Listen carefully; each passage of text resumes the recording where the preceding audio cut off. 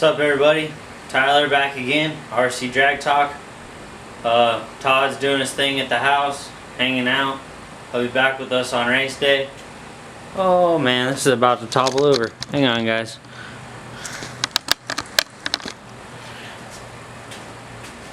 Alright, that looks better. So that would have been bad.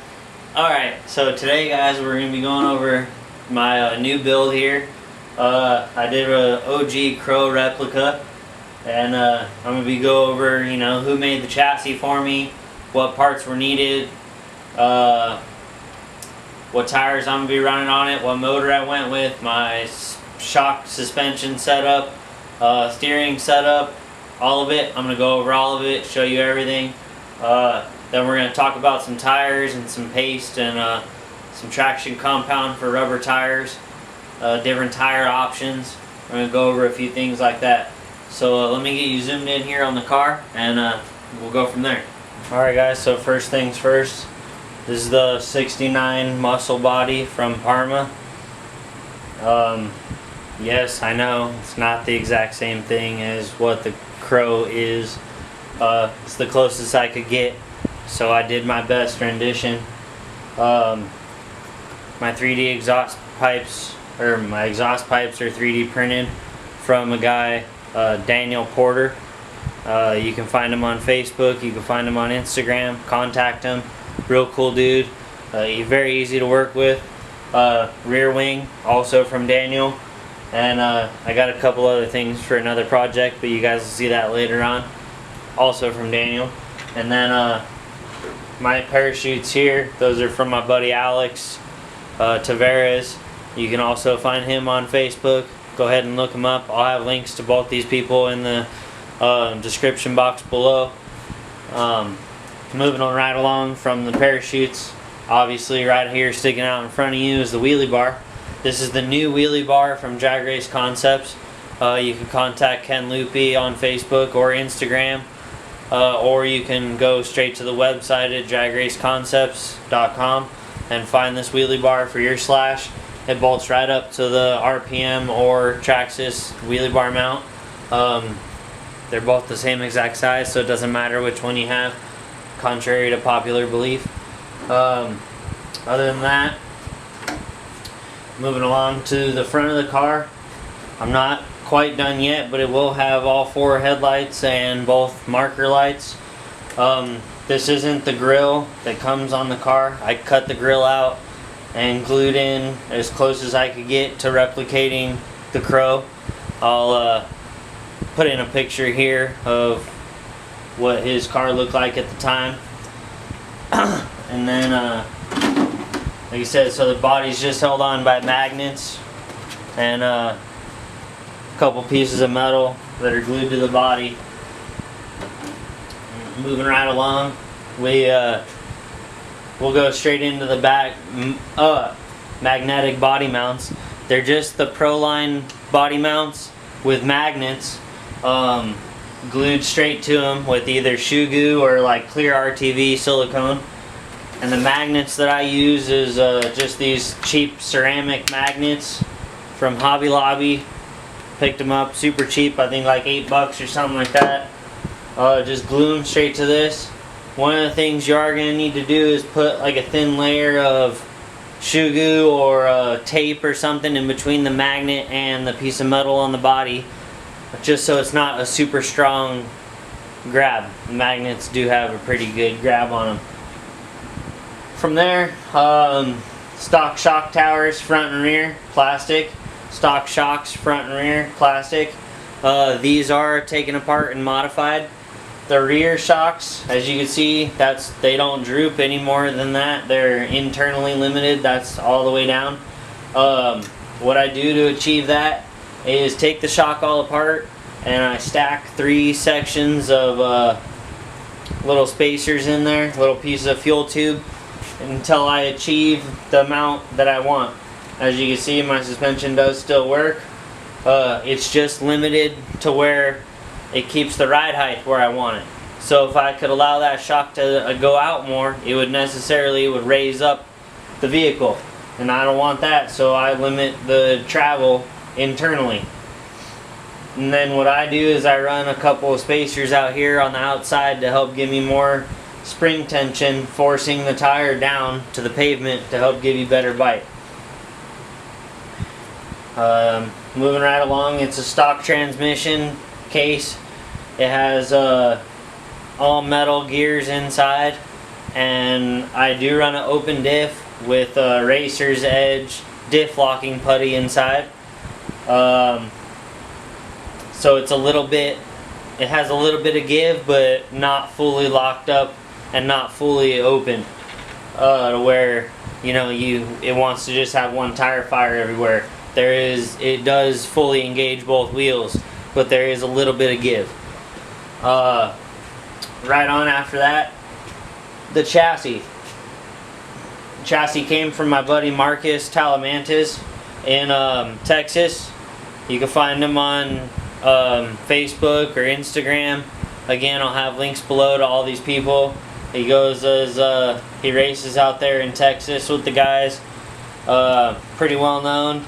He came to me and he said he made a Bandit chassis, so I got with him and we extended it out 2 more inches, and now it works for a Slash. So as you can see, you basically just bolt your front bulkhead in and bolt your back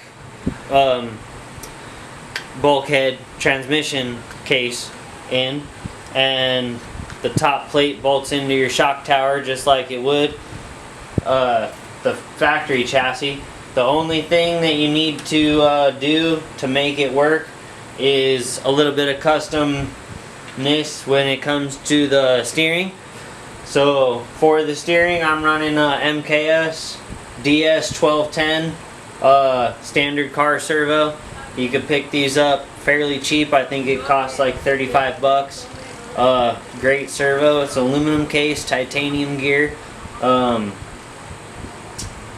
Pretty much set up, ready to run. You don't need to set endpoints or any of that. It's already set up for a car servo, so it knows full stroke left to right.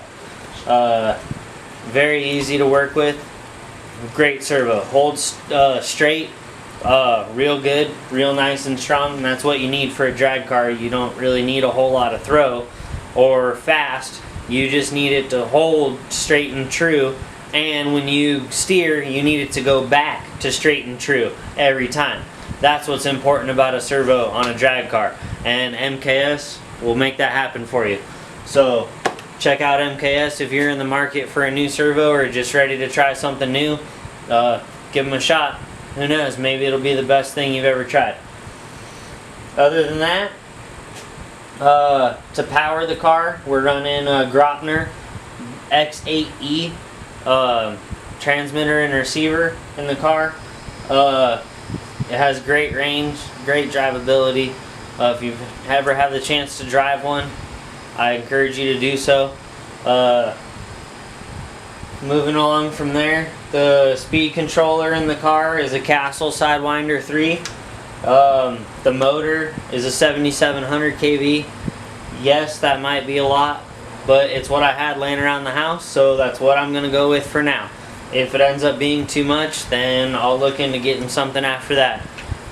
For now, I'm just trying to get this car back on the track and start making some hits with it and seeing what it can do.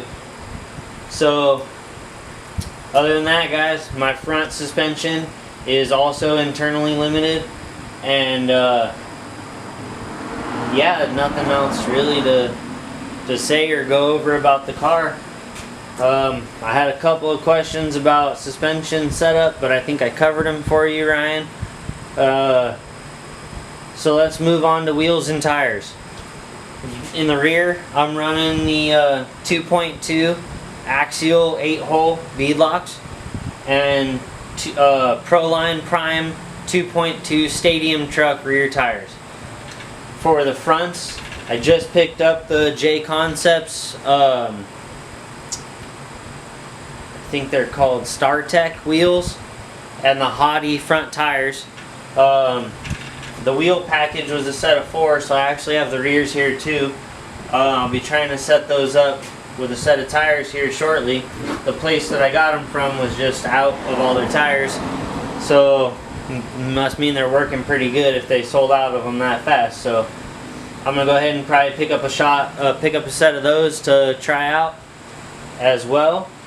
And then, okay guys, and then for wheels and tires, like I said, there's numerous options. So these are some old Traxxas 2.2 stadium truck wheels with some Proline Electron tires. These work really good for no prep. You know, somewhere where you need a little extra bite, these Electrons work really good to digging into the rubber, or letting the rubber dig into the road. More options, these are RPM wheels, 2.2 stadium wheels on Proline primes. Every single wheel I'm showing you has a different offset, so it really will allow you to, you know, adjust the width and rear end of your car depending on what wheels you pick. Here are the J-Concept StarTech wheels. These are a 2.2 3.0 wheel. Some people like those better because they have, as you can see here, the sidewall on a 2.2 stadium truck is the same. Well, the sidewall on a 2.2 3.0 is much shorter on the 3.0 side than it is on the 2.2 side. So you have way less expansion of the rubber on a 2.2 3.0 than you do on a 2.2 2.2.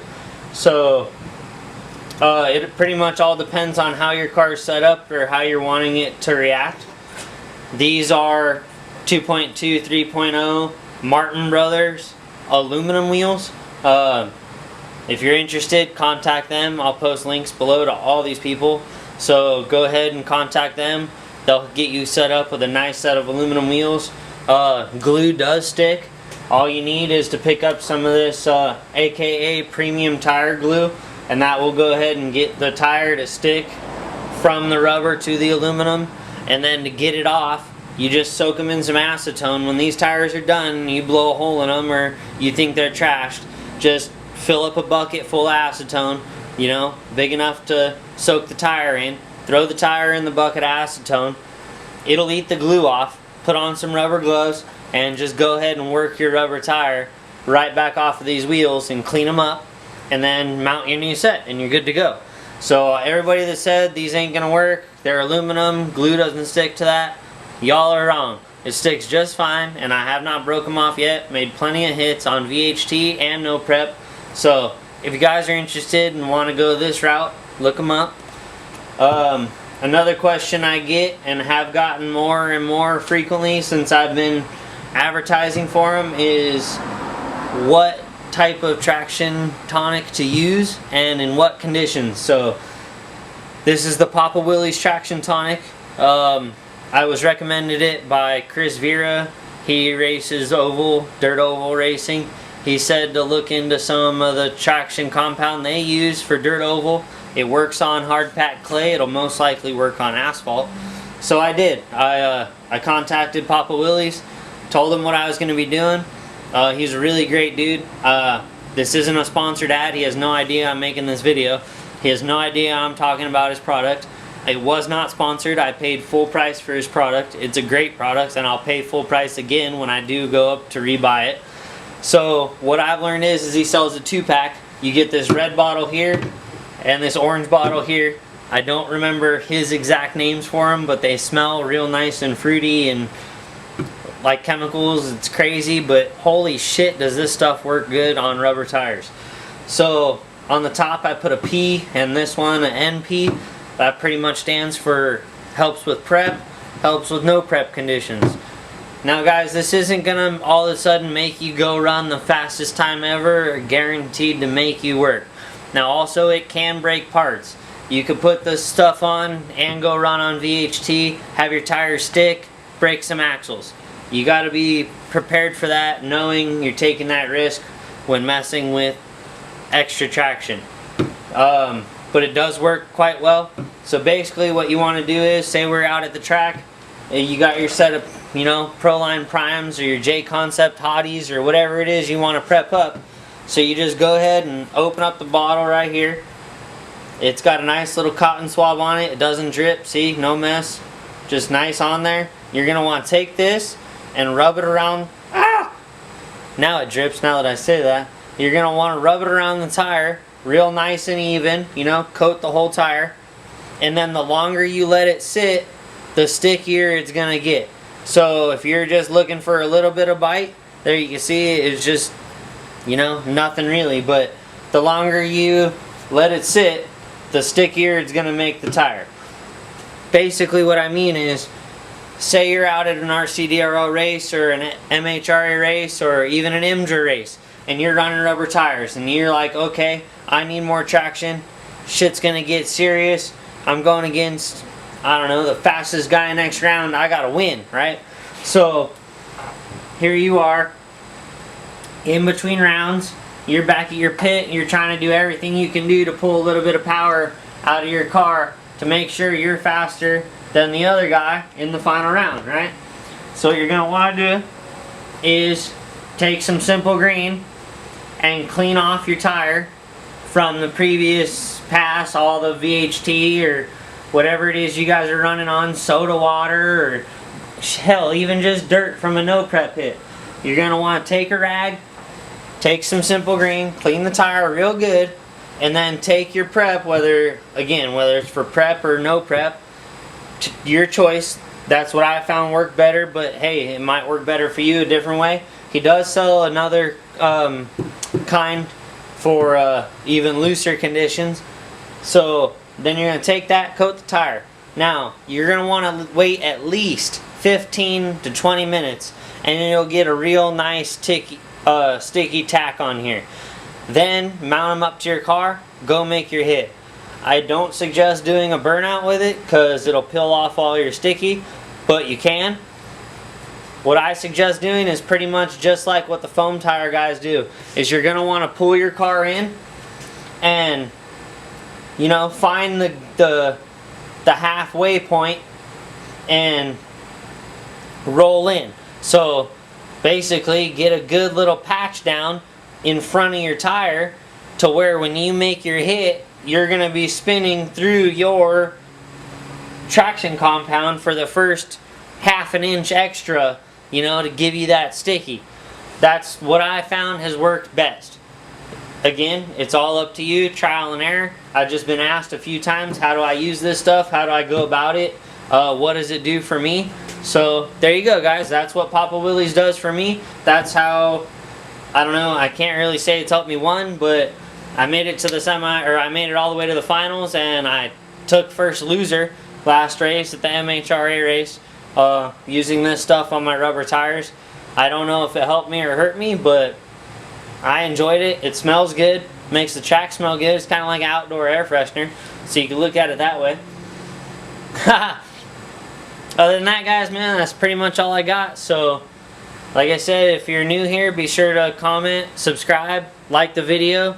If you guys are not new here and you've been watching for a while, drop a comment below, man. Let me know how long you guys have been watching. Let me know if you enjoy this stuff. Let me know what type of videos you do like, what type of videos you don't like. It'll really help us with growing the channel and making it better for you. Do you like the race videos?